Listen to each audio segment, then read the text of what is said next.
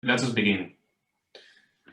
Good afternoon, everybody, and welcome to this seminar series, The Future of Taxation in the EU, organized by the European People's Party and hosted by MEP Isabel Benjumea. Today, as you know, we are holding the first seminar of this series, in which we will focus on tax simplification for a post-COVID EU. As you also know, next Friday, December the 11th, we will discuss green taxation, and the following Friday, December the 18th, will be about digital taxation. You have received this information by email, but we will make sure to send you a reminder for each of these seminars. As noted in the invitations you received to take part in this seminar, we will follow the Chatham House rules, and it will be recorded for the purpose really of writing a discussion paper following the discussion in the main conclusions and recommendations we come up with. I also kindly ask you to mute yourselves if you're not speaking so that there is no background noise. Okay, so the panel today is formed, as you also know, by Jacob Lundberg, Chief Economist at Timbro, Sweden, Daniel Bang, Vice President of Global Projects at the Tax Foundation, US, Alexander Latzek, Vice President and Chief Economist at Civil Development Forum, Poland, and Otto Browns-Petersen, Chief Analyst at the Center for Political Studies, or CPOS, from Denmark. They will, about the structure, they will speak for about 10 minutes each, and then we will open the floor to discussion with the rest of participants. But first, let us hear a few welcoming words from Professor Francisco Cabrillo and Gabriel Elorriaga. So, Professor.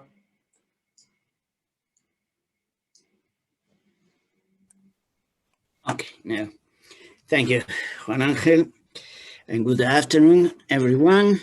On behalf of the Fundación Civismo, let me welcome you to this seminar on tax simplification in the European Union, organized by the European People's Party. I think it's an honor for us in Civismo to collaborate with the EPP. I hope that this meeting will be the first step to a closer relationship. Being Civismo Foundation dedicated basically to promoting the values of freedom and the market economy, taxation and public finance have always been topics very relevant, both in our research agenda and in our activities in public policy. Let me remind you that just 102, I think, years ago, the great Austrian economist Joseph Schumpeter wrote a very important paper that he called The Crisis of the Tax State. In this article, Schumpeter pointed out that the state in a capitalist system may face serious internal contradiction. And one of the most important is, of course, the crisis of its public finances. Several are the causes of this crisis, but a very relevant one is that tax revenue may be not big enough to financing the many and increasing services that taxpayers demand to the state. Well, this is 2020, but for me it's clear that the crisis of the tax state is also a problem today. And the pandemic has further aggravated this disequilibrium, since it has increased the demand for public spending on the one hand, and has reduced the revenues that the state can get from its taxpayer on the other hand. So I think it makes sense now to discuss the crisis of the fiscal state in the 21st century. But there are many relevant questions related to this topic. For instance, what should taxation be like in the next decades? We don't know really. Does it make sense to maintain the fiscal model developed in the 20th century, in the middle of in the second half of the 20th century, which poses so many problems? What role should direct and indirect taxes play in the model? What should be the limits of tax rates, both in personal and corporate taxation? Does it make sense to have among our taxes wealth taxes, as we have in Spain now? How to design the new taxation, green taxation or digital taxation, or a very important issue for Europe and for my own country also. What should be the role of harmonization versus tax competition in the European Union? All these questions are relevant. And I am sure that this seminar will be very useful for all of us. And hope we will be able to find new ideas for the new problems we'll have to deal with in the next future. So thank you very much for being here. And let's begin the seminar. Thank you, Professor. And now Gabriel Lorriaga, MP, will also say a few words. Oh, very few words. No, I think that is very interesting in this moment to maintain this seminar, these 3 seminars, no? Because probably things are accelerating a lot from tax point of view in Europe in the next months and years. No? Probably in the Union, when the Commission mainly, when they speak about tax simplification, really they are speaking mainly about administrative cooperation, exchange of tax relevant data, ways to combat the tax avoidance or the tax evasion. Really, the problem for the tax administrations, the national tax administration nowadays, is not the model, is not if you can define what is the best way to tax people in the European Union. The main problem is how you obtain the incomes that you need for the growing budgets that you have. No? So I think that we can speak about many things in these 3 weeks, but it's very important, I think, to have or to try to create or to begin to think about an European model of taxation.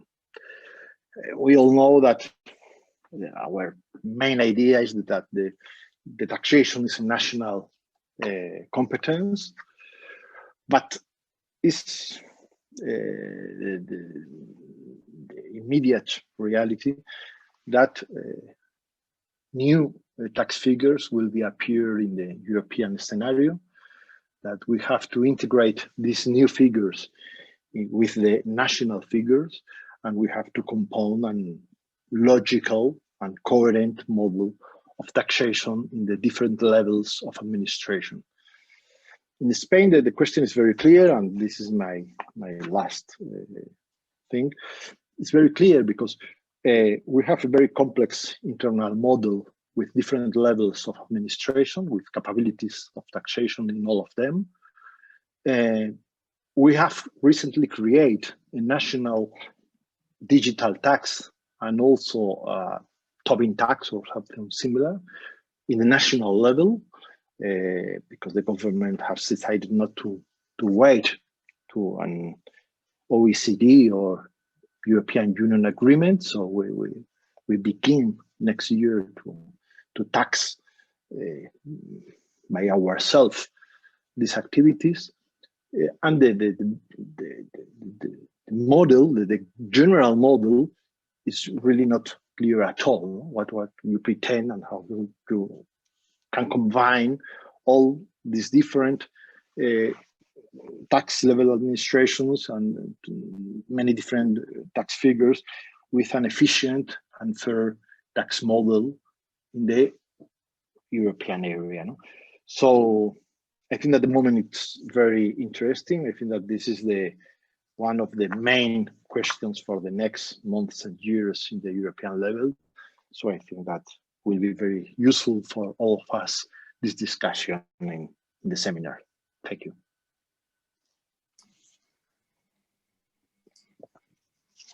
So thank you, Mr. Elorriaga. Let us start then with the panel. And our first speaker today, Jacob Landberg. After his presentation, we will follow with Daniel Bang, Alexander Latzek, and Otto Brons Peterson. Jacob, the floor is yours. Thank you so much, Juan. I'm glad to be with you. Let's see if I can manage to share my screen again. Can you all see it? Yes. Yeah.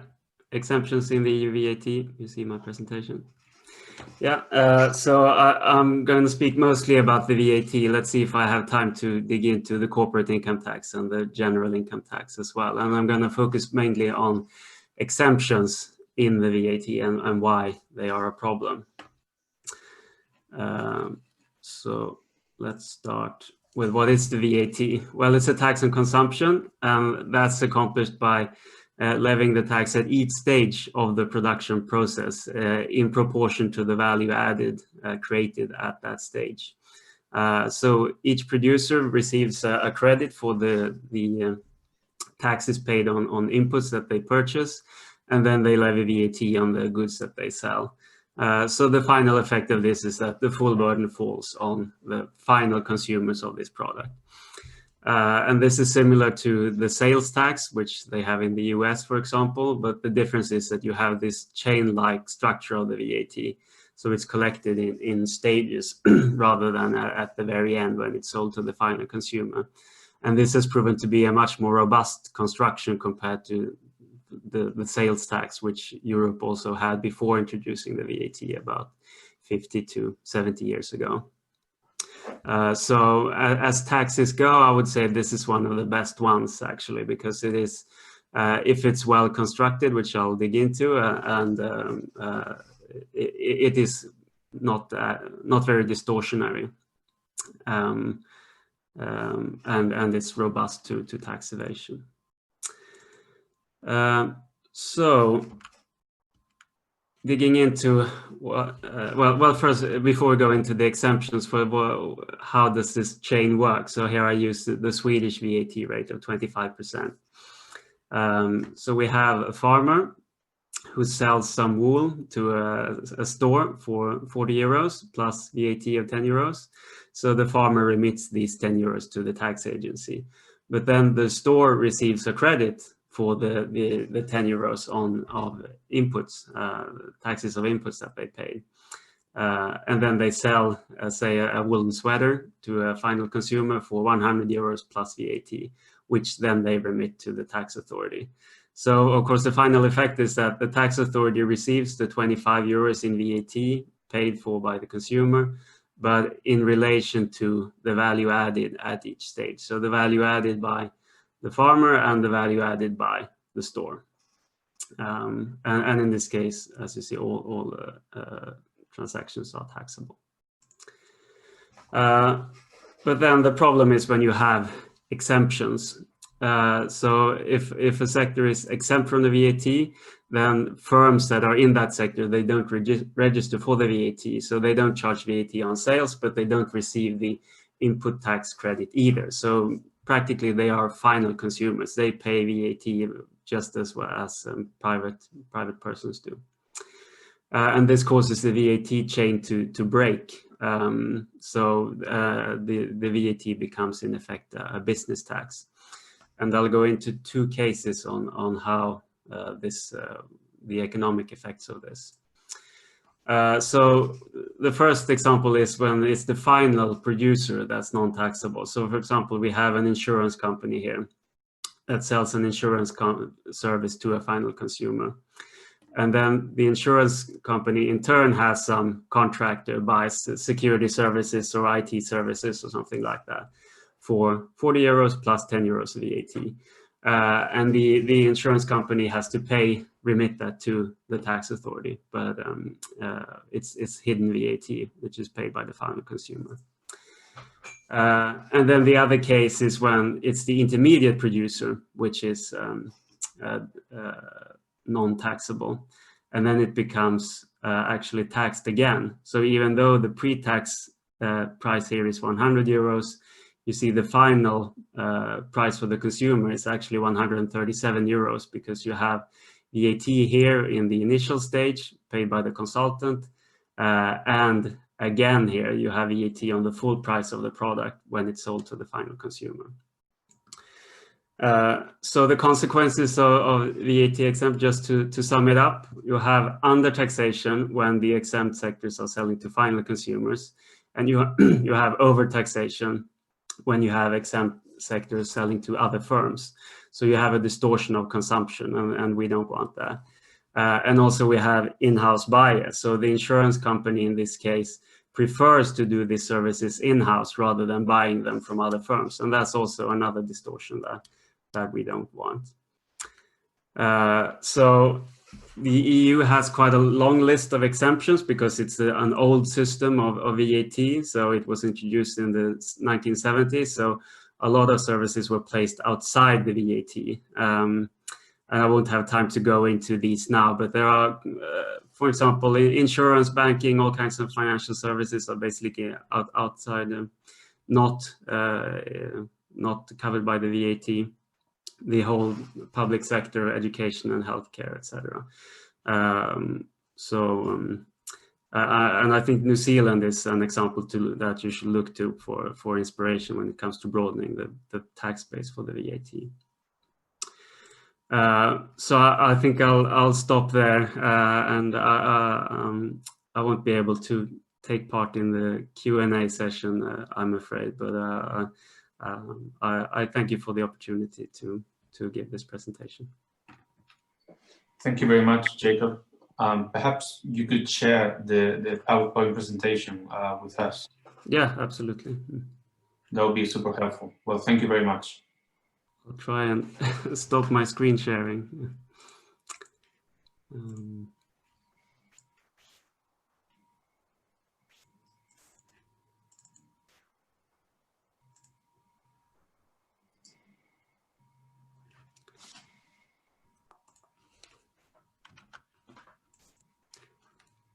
You still see my screen, right? I can't seem to turn it off.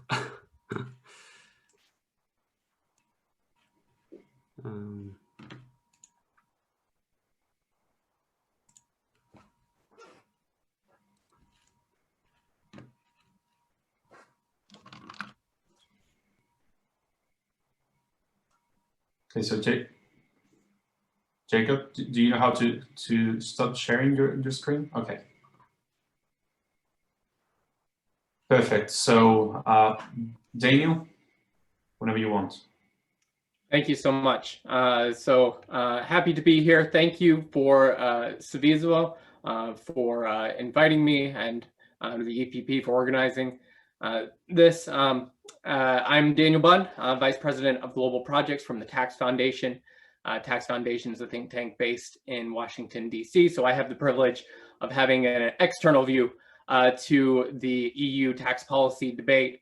And I think one of the main things that I think about when considering the future of tax policy in the EU is the impact that tax competition has had and likely will have in the coming years. The crisis, as mentioned earlier, is going to have, or is having, an impact on revenues, and countries will come out of the crisis looking for ways to patch up budget gaps.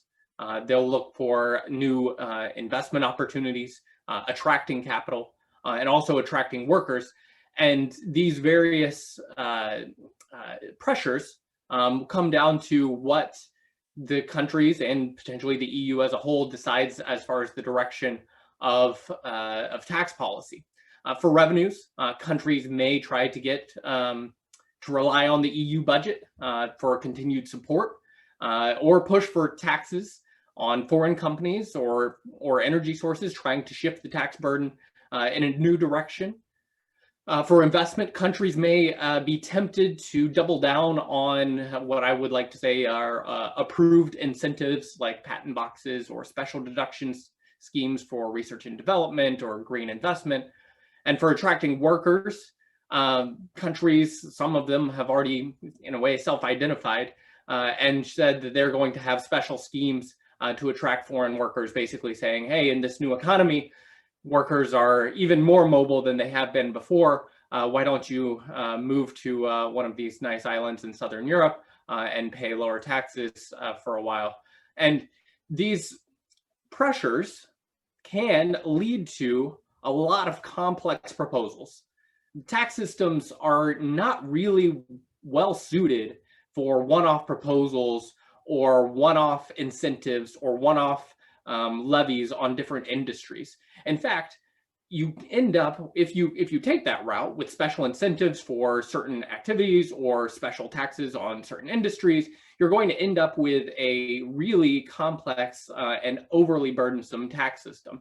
So when I think of what has been going on recently, that was mentioned earlier as far as Spanish tax policy decisions with the new Tobin tax, as it was mentioned, and the digital services tax, these are essentially excises on these different industries. And again, tax systems are more efficient and effective at raising revenue when you think broadly about the different tax heads: individual income tax, corporate tax, and consumption tax, rather than trying to create narrow and special privileges, either special taxes on certain industries or special privileges. So how do countries, or how should countries, solve for both revenues and growth without facing these pressures to go down these specialized tax routes? Well, the first thing I would say is to really, truly focus on simplification for tax systems. On corporate taxes, look at the cash flow tax system that Estonia and Latvia have in place. On VAT, take exactly what Jacob just recommended and look at broad-based VATs with lower rates that not only avoids the distortion in consumption patterns, but it can also avoid some of the high burdens of compliance with VAT. If you're a store, that's selling some goods that are lower rated or potentially exempt, you're having to comply with all these different rules. And of course, the EU and a lot of EU countries have tried to digitalize these systems so it's all automatic and lower compliance costs, but still, it makes much more sense to have a broad-based VAT and essentially potential for lower rates to raise similar amounts of revenue. And then, reduce incentives for workers and investors to go abroad. Wealth taxes, high marginal tax rates, all of these things impact decisions of workers and investors of where they live, where they invest. And instead of creating special systems for attracting a certain class of workers or things like that, just make sure that your approach is simple and broad-based, and it's available for anyone.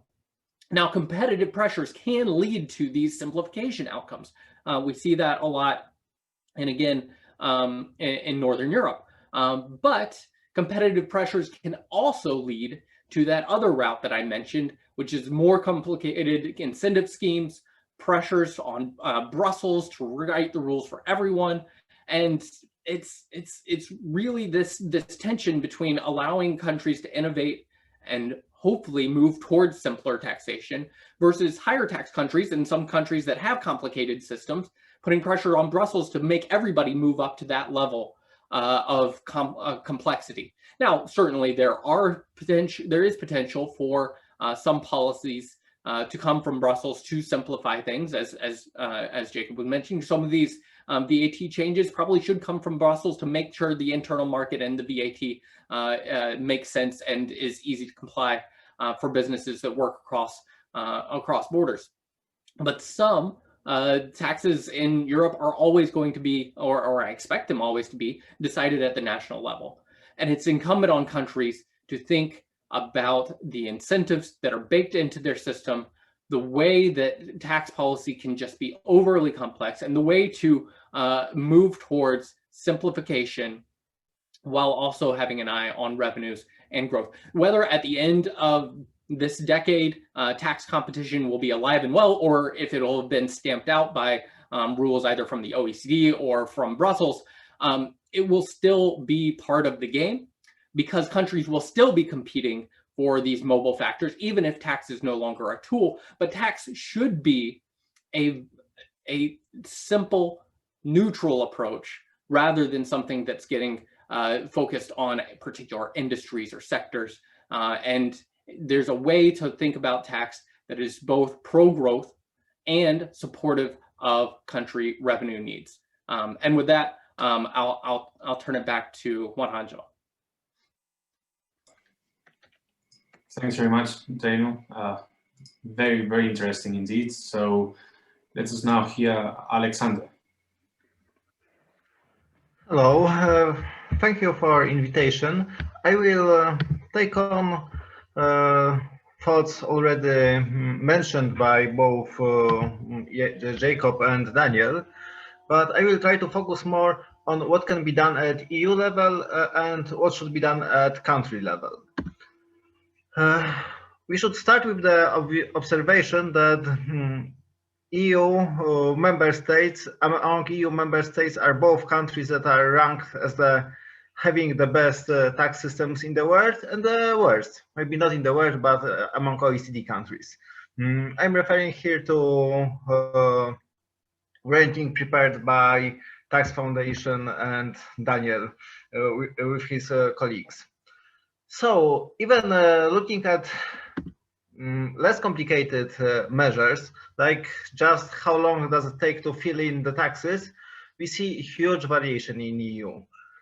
And what is important, this variation is not only in taxes that are designed at the national level, like corporate income tax or social security contributions, but also in value-added tax that is regulated by EU, but still the same value-added tax regulated by European Union. In Poland, it takes more than 150 hours a year for a company to fill in tax returns. In Estonia, it's about 15 hours. So within the same system, you can have good implementation and bad implementation.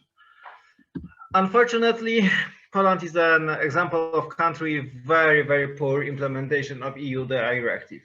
Our government loves gold plating.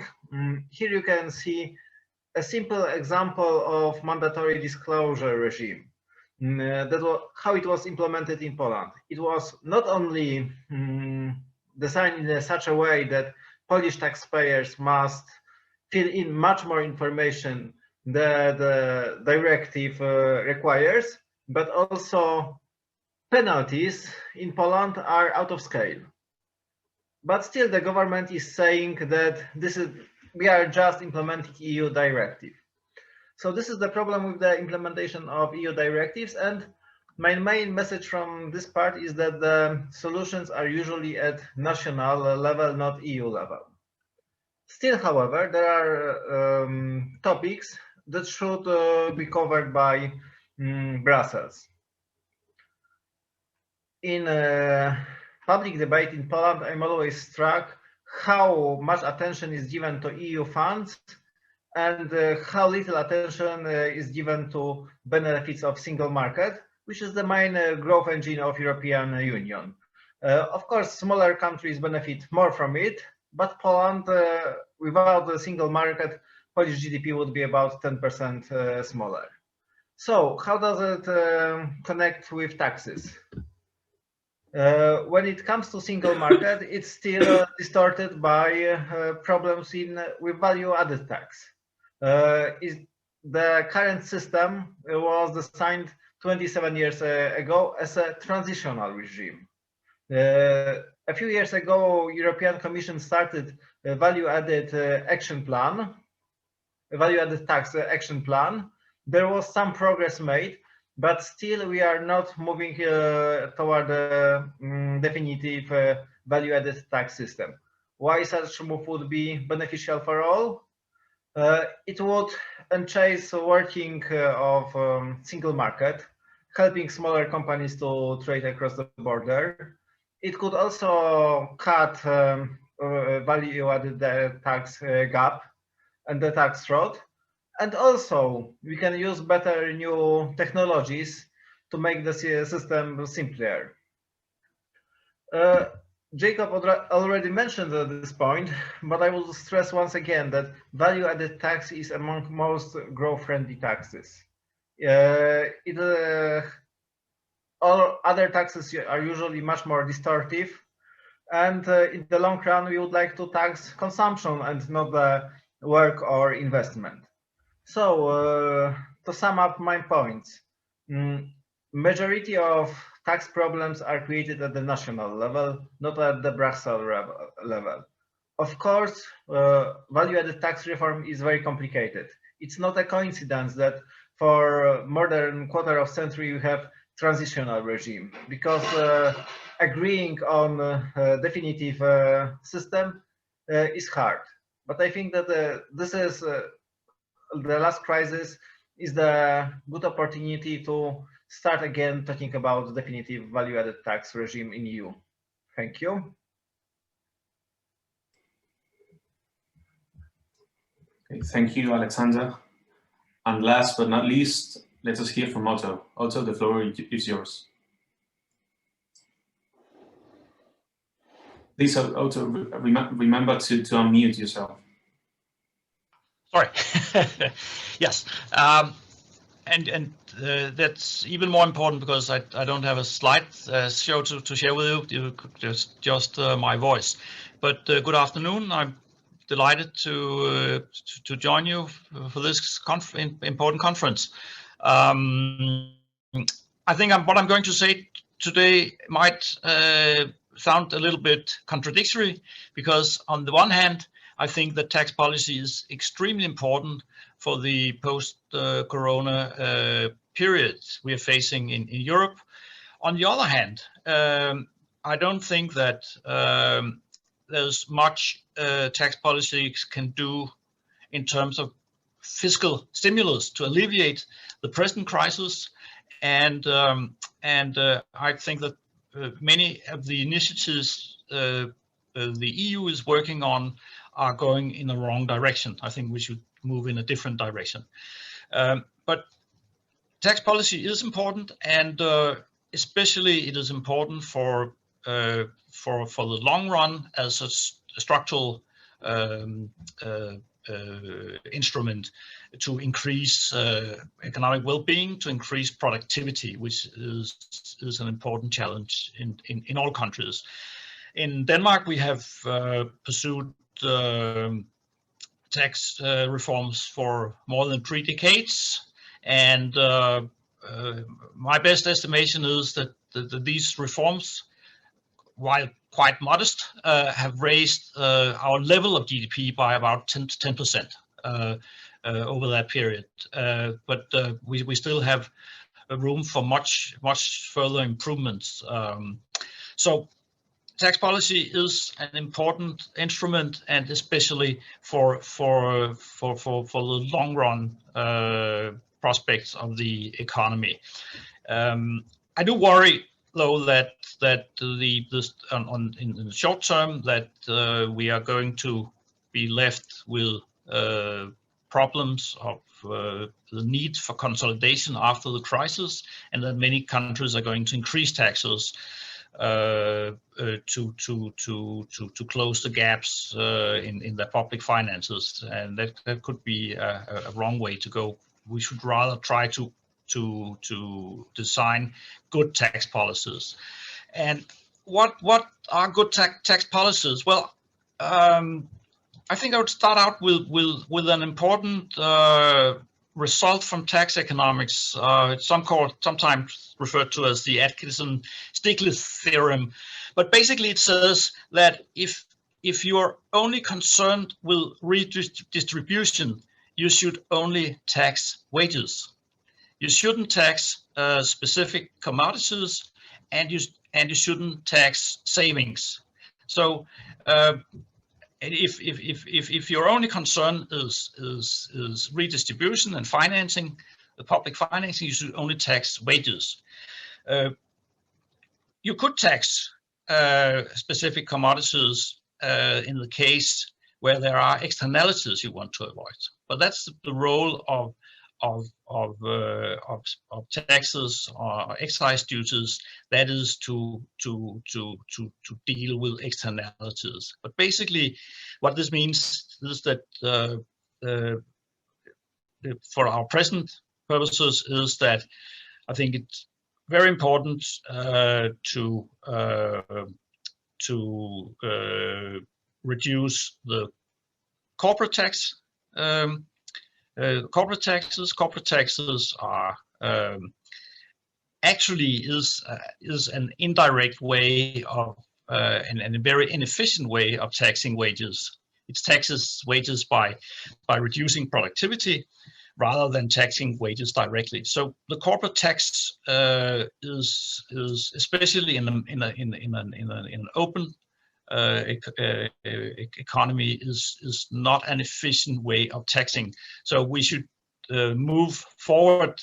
By the way, we have by the route we have followed for a long time, reducing corporate taxation and preferably getting rid of it in the long run. I think that's the most important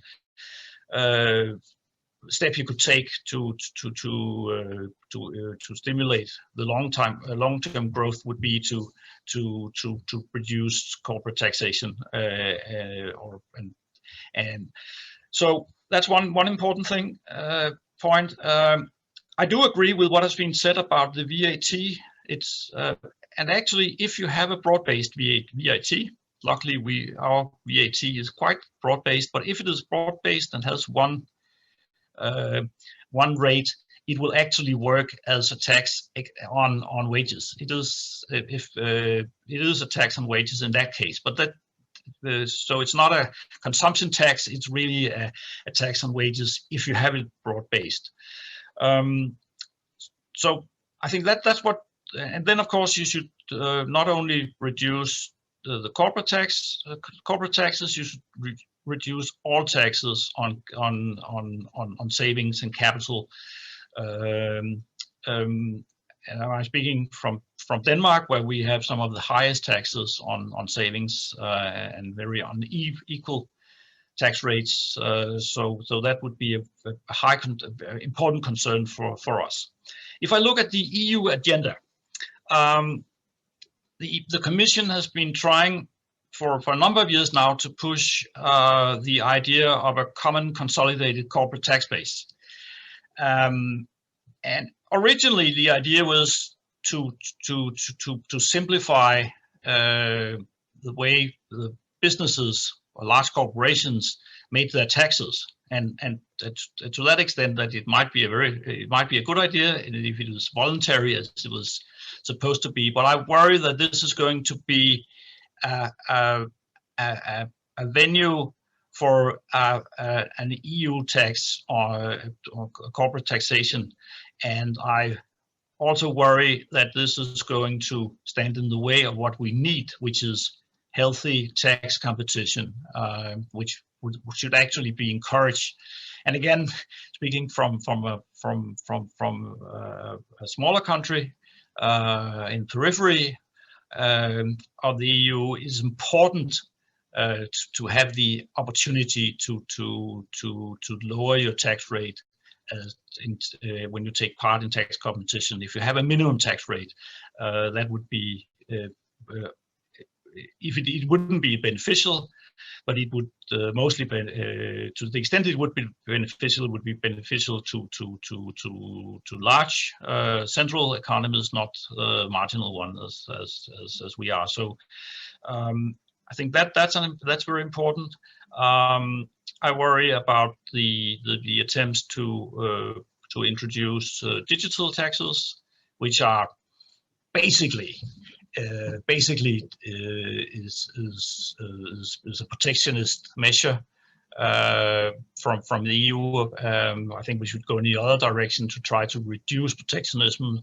This is going in the wrong direction. There's nothing special about digital firms. So the problems relating to the fact that most of the revenue from digital firms end up in the US is not strange. We have a large pharmaceutical industry in Denmark, and even if they sell most of their products abroad, they pay most of their taxes in Denmark. And it has to deal with the logic of the tax system, present tax system. So there's nothing new about that. I think it would be a dangerous road to go down.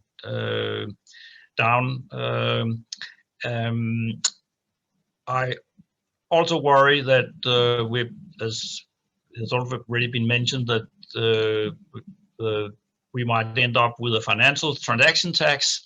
The attempts have been made a number of times, but I see as the budget becomes tighter in the EU, the interest might increase, and that's not a good tax. It's a bad tax. It's a tax on transaction, not on income. And if you want to raise taxes, you should do it another way. Finally, if I could just mention one thing where I think there's an important role for the EU is on climate policy, and I think we need to have a reform of the emission trading system, and in relation to that, we need to have a better basis for comprehensive carbon taxes in member countries, rather than the command and control policies, which are becoming increasingly popular, even in Brussels. So I think that's important. That not to have an EU tax on carbon, but to have a framework which makes it possible for individual member countries to use the price system rather than direct regulation as much as possible in their green policies. So these are my comments for now. Thank you very much.